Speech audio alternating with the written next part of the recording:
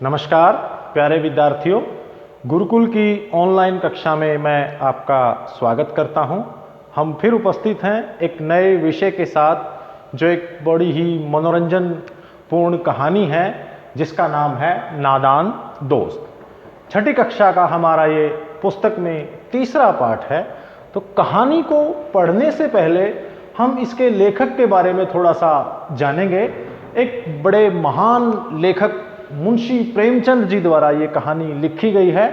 प्रेमचंद जी का जन्म 31 जुलाई 1880 को बनारस में हुआ और ये इतने महान लेखक थे कि इन्होंने 300 से ज़्यादा कहानियाँ लिखी। और ये जो हमारी कहानी है, ये किस प्रकार की कहानी है? ये एक बाल कहानी है। बाल कहानी यानी बच्चों से संबंधित।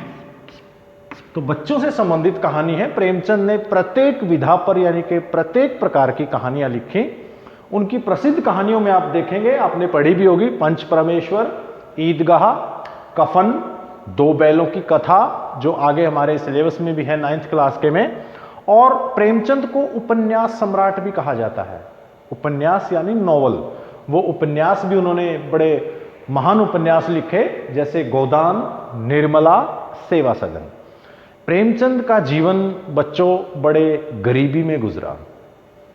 इतने गरीब थे कि इन्होंने घर का गुजारा चलाने के लिए ट्यूशन तक बच्चों को पढ़ाना पड़ता था।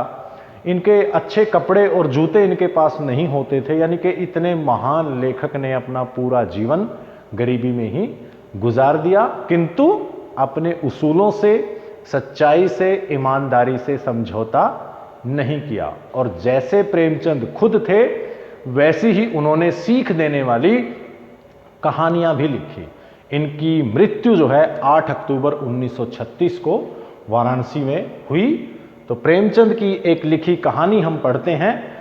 बच्चों, कहानी के अंदर आपके पास कुछ कठिन शब्द आएंगे, इनको आप ध्यान से देखेंगे और इनका एक स्नैपशॉट भी हो सके तो लेकर रख लेंगे, ताकि आपको गृह कार्य करते वक्त इसकी आवश्यकता पड़े। जैसे कार्निस। कार्निस माने होता है छज्जा। हमारे घर के बाहर छज्जा होता है या एक स्लेब सी डली होती है, उसको हम कार्निस बोलते हैं। फुर्सत। फुर्सत माने खाली समय, जो खाली बैठा है। तसल्ली देना क्या होता है? अपने मन को समझाना। पेचीदा। पेचीदा माने क्या होता है बच्चों? कठिन। कठिन, जैसे कोई मामला बड़ा पेचीदा हो गया है, उलझ गया है, यानी कि कोई कठिन काम जो है हो गया है। उसके पश्चात है जिज्ञासा। जिज्ञासा यानी कुछ जानने की इच्छा। कुछ जानने की इच्छा। अनुमान। अनुमान लगाना, अंदाजा लगाना, यानी कि गैस करना। स्वीकृति, रजामंदी देना, अपनी राय देना कि हां मुझे यह मंजूर है, मंजूरी देना।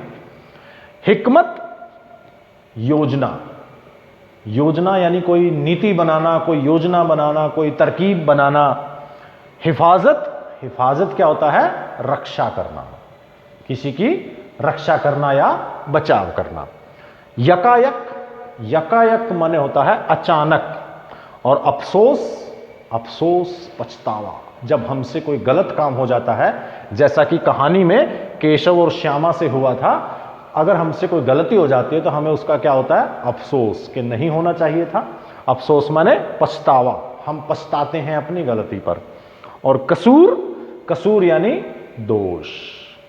तो बच्चों, आपको सारांश रूप में मैं कहानी शुरू करने से पहले बता देता हूं कि कहानी में मुख्य पात्र, यानी कि पूरी कहानी के जो हीरो हैं, लीड रोल में है, वो कौन है? केशव और श्यामा। केशव और श्यामा दोनों भाई बहन हैं और इनके माता और बाबूजी हैं। बाबूजी का इसमें कोई विशेष रोल नहीं है। उनके बारे में केवल इतना बताया गया है कि वो सुबह दफ्तर चले जाते हैं और शाम को आते हैं। अब हमारे भी पिताजी ऐसे होते हैं, सुबह जाते हैं काम पर और शाम को आते हैं। तो बच्चे सारा दिन घर में हैं, कहानी घर की है, चिड़िया के बच्चे जो हैं अंडे घर में दे रहे हैं। तो इसका मतलब बाबूजी कहानी में कहीं नहीं है। बाबूजी की कोई लाइन या बाबूजी का कोई संवाद जो है कहानी में आपको नहीं मिलेगा। तो कहानी 3 पात्रों के इर्द गिर्द घूमती है। केशव, श्यामा जो भाई बहन हैं, मां, उनकी मां, और केशव जो है बड़ा है, श्यामा जो है छोटी है। तो क्या होता है बच्चों, कहानी मैं शुरू कर रहा हूं कि केशव के घर की, यानी कि जो इनका घर है उसकी कानवस पर, यानी कि कार्निस पर जो छज्जा होता है उस पर एक चिड़िया और चिड़ा रहते थे। उन्होंने उस पर जो है अंडे दिए हुए थे और केशव और श्यामा, जैसा कि बच्चों को आदत होती है, जिज्ञासा होती है छोटे छोटे बच्चों को अंडों को देखने की, उनके मन में जो है ये इच्छा प्रकट हुई कि हम भी इन अंडों को देखें। वो रोज सुबह आंखें मलते हुए आते, दरवाजे तक देखते चिड़ा चिड़िया बैठे हैं और इस देखने की जिज्ञासा में वो अपना नाश्ता लेना भी भूल जाते। दूध और जलेबी सुबह उनको नाश्ते में मिलता था, उनको उसकी भी फिक्र नहीं रहती थी, यानी कि बच्चों को भूख भी नहीं लगती थी, वो चिड़ा चिड़िया देखने में इतने मस्त हो जाते थे। तो ये रोज की दिनचर्या थी, वो उनको आते और देखते और बातें करते कि भैया कितने अंडे चिड़िया ने दिए होंगे, उनमें से बच्चे कब निकलेंगे, कैसे वो उड़ेंगे, किस प्रकार जो है चिड़िया उनका पालन पोषण करेगी। तो बच्चों के मन में ये जिज्ञासा जो है, यानी कि कुछ जानने की इच्छा जो है उत्पन्न होती थी। और अब बच्चों के सवालों का जवाब जब उन्हें नहीं मिलता तो वो अपने आप से ही बातें फिर करने लग जाते हैं। और यही इन दोनों के साथ हुआ। बाबूजी को फुर्सत नहीं थी क्योंकि ऑफिस चले जाते थे, माँ घर के कामों में बिजी रहती थी, इसलिए दोनों बच्चों ने आपस में ही अपने सवाल शुरू कर दिए और आपस में ही उनके जवाब देने जो उन्होंने शुरू कर दिए। जैसे श्यामा पूछती है कि भैया बच्चे बड़े कब होंगे, कितने दिनों में उड़ने लगेंगे। ये बातें करते करते दोनों को जो है एक उनके मन में जिज्ञासा और उत्पन्न हुई। वो क्या थी कि इन बच्चों का खाना पानी, दाने पानी का प्रबंध कौन करेगा। चिड़िया इतने सारे बच्चों को एक साथ कैसे पालेगी, वो कैसे इन्हें उड़ना सिखाएगी। छज्जे पर धूप भी बहुत ज़्यादा है, बारिश भी आएगी, बच्चे कैसे इन मुसीबतों को जो है, वो छोटे छोटे बच्चे जो अंडों से निकलेंगे वो कैसे जी पाएंगे। तो ये सोचते सोचते दोनों ने जो है, भाई बहनों ने एक योजना बनाई। क्या योजना बनाई कि कार्निस पर, यानी कि जो घर का छज्जा था उस पर सुबह तो छाया रहती थी, रात को भी कोई समस्या नहीं थी, दोपहर में धूप आ जाता थी और उनको लगता था कि धूप में हम खुद भी खड़े नहीं हो सकते, तो वो छोटे छोटे बच्चे छज्जे पर सारी दोपहरी कैसे रहेंगे। तो उन्होंने ये सोचकर योजना बनाई कि क्यों ना हम छज्जे पर जो है छांव कर दें।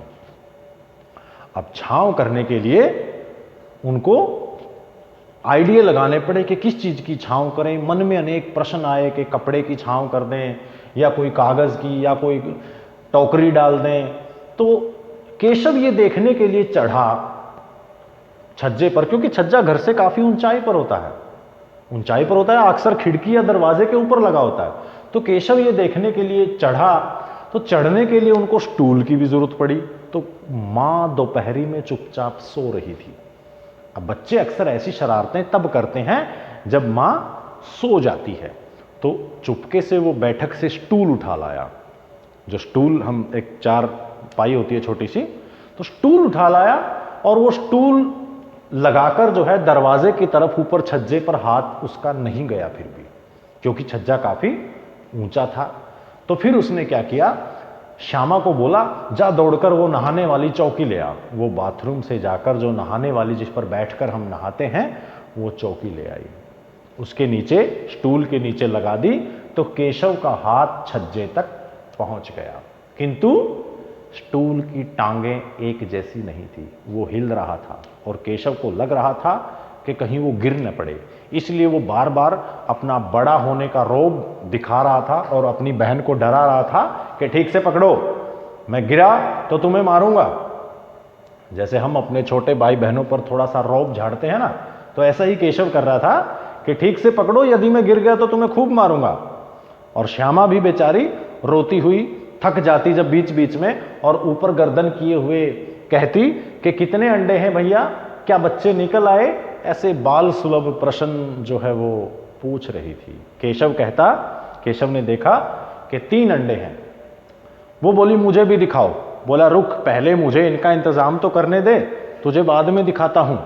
तो उसको टाल दिया, जैसे हम छोटे बच्चों को बहलो लेते हैं, टाल देते हैं, उनको बहका देते हैं, फुसला लेते हैं अपनी मीठी बातों में। तो केशव थोड़ा सा उसको मना कर देता है कि नहीं, अभी नहीं, पहले मुझे इनके ऊपर छाया करनी है। तो ऐसा कर, जाके वो कूड़ेदान वाली टोकरी ले आ। क्योंकि केशव को मन में एक आइडिया आया, विचार आया, यानी कि एक तरकीब, जैसा कि हमने यहां देखा था हिकमत। जब श्यामा कहती है कि इनके ऊपर छाया कैसे करेंगे, तो केशव कहता है तू वो कूड़े वाली टोकरी जो है वो उठा ला, तब तक मैं कोई योजना बनाता हूं, कुछ सोचता हूं। तो श्यामा दौड़ी दौड़ी गई, वो टोकरी लेकर आई, और केशव जो है, जो टोकरी जो है ऊपर से टूटी हुई थी, उसमें कागज के टुकड़े जो है उसने ठूस दिए और उसको जो है अच्छे से ढक दिया। तो छाव वाली समस्या तो हो गई दूर। अब दोनों के मन में फिर विचार आया कि ये क्या खाएंगे, चिड़िया इतने बच्चों को क्या खिलाएगी, क्या पिलाएगी। तो फिर केशव ने कहा जा एक प्याली ले आ। वो तेल वाली प्याली जो है लेकर आई। केशव ने वो तेल चुपके से डोल दिया नाली में और उसको साफ करके उसमें पानी भर दिया। थोड़े से चावल के दाने भी जो है उन्होंने वहां पर रख दिए, और अंडे जो हैं कानवस पर ऐसे ही पड़े हुए थे कुछ तिनकों के बीच में। तो केशव ने क्या किया, एक कपड़े की तह बनाई, एक गद्दी जो श्यामा जो है अपनी पुरानी धोती से फाड़कर लाई थी चुपके से। ये सारा काम दोपहरी में चुपचाप हो रहा था, कहीं मां न उठ जाए, मां को पता ना चल जाए। तो वो कपड़ा फाड़कर लाई, केशव ने उसकी तह करके अंडों को प्यार से उस कपड़े के ऊपर रखा और वो तिनके उसके आसपास डाले और जो है नीचे उतर आया। फिर दोनों भाई बहन नीचे उतर आए। फिर श्यामा जिद करने लगी कि मुझे दिखाओ, मुझे भी दिखाओ। बोला दिखाऊंगा तुम्हें, मारूंगा एक। उसको डराता है। इतने में दोनों जो हैं फिर सोच में पड़ जाते हैं कि अब चिड़िया आएगी, देखते रहते हैं काफी देर नहीं आती। फिर एक उनकी मां जो है उठकर आती है और उनको अंदर ले जाती है। तो क्या होता है कि अचानक श्यामा की आंख खुलती है, लगभग 4 बजे के करीब। वो बाहर दौड़ी आती है, देखती है अंडे जो हैं नीचे गिरे हुए हैं, फूट चुके हैं। चिड़िया के बच्चे मर चुके हैं, क्योंकि अंडों में से अभी बच्चे नहीं निकले थे। वो रोनी सूरत हो जाती है बेचारी की, वो चिल्लाती है।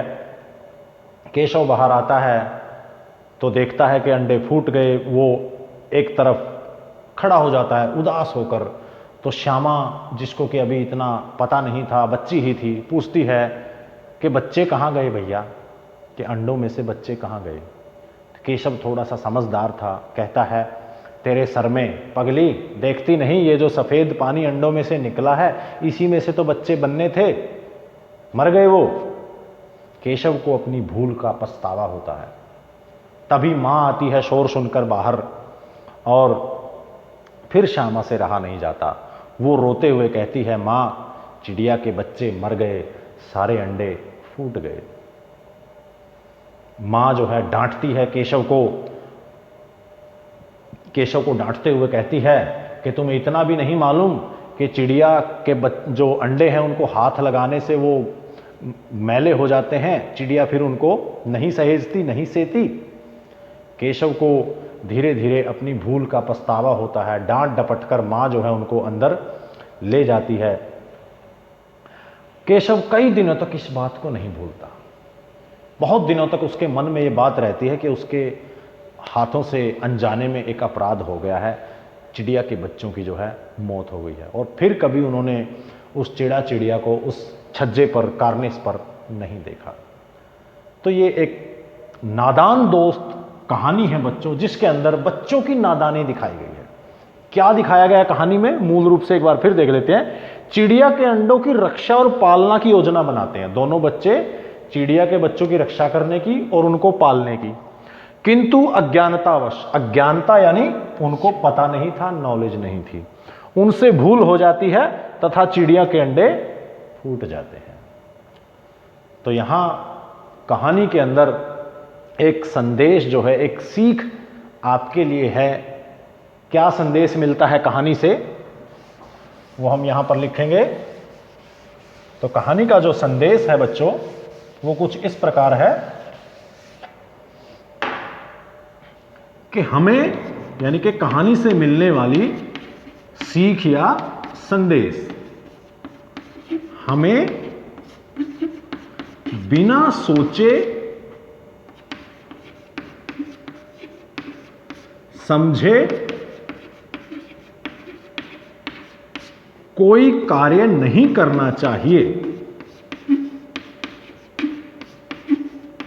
हमें बिना सोचे समझे कोई कार्य नहीं करना चाहिए। और दूसरी सीख क्या मिलती है कि हमें बड़ों व अपने माता पिता की सलाह अवश्य लेनी चाहिए। तो अपने माता पिता और बड़ों की सलाह जो है अवश्य लेनी चाहिए। केशव ने और श्यामा ने ऐसा नहीं किया, इसलिए उनका जो है नुकसान हुआ, उनसे जो है पाप हुआ। लेकिन यहां पर बच्चों देखो, नादानी और अपराध दोनों में अंतर है। बच्चों से अपराध नहीं हुआ, उनसे नादानी हुई है। क्यों? क्योंकि नादानी होती है अज्ञानतावश हुई भूल। अज्ञानतावश हुई भूल यानी कि जो भूल हमसे अनजाने में हो जाती है वो नादानी होती है। अपराध होता है जानबूझकर किया गया, आपको पता है कि ये बुरा होगा, इसका नुकसान होगा और फिर भी आप वो काम करते हैं, वो अपराध है। तो अपराध क्या होता है? जानबूझकर किया गया गलत कार्य। जानबूझकर किया गया गलत कार्य। तो यहां श्यामा और केशव से अपराध हुआ था या नादानी हुई थी? नादानी हुई थी, क्योंकि उनको पता नहीं था कि उनकी इस नादानी का सजा जो है चिड़िया के बच्चों को ये भुगतनी पड़ेगी। तो इस प्रकार बच्चों हमने आज एक बाल कहानी पढ़ी जो कि हमें संदेश देती है कि हमें कोई भी काम बिना सोचे समझे, बिना अपने घर वालों की सलाह के नहीं करना चाहिए। प्रथम भाग में इतना ही। अगले भाग में हम इससे संबंधित प्रश्नोत्तर करेंगे। तब तक आप इस वीडियो को देखिए, शब्दार्थ को जो है लिखिए अपनी फेयर नोटबुक में। अगले भाग में हम इसके प्रश्न उत्तरों के साथ जो है फिर उपस्थित होंगे। तब तक के लिए धन्यवाद, नमस्कार।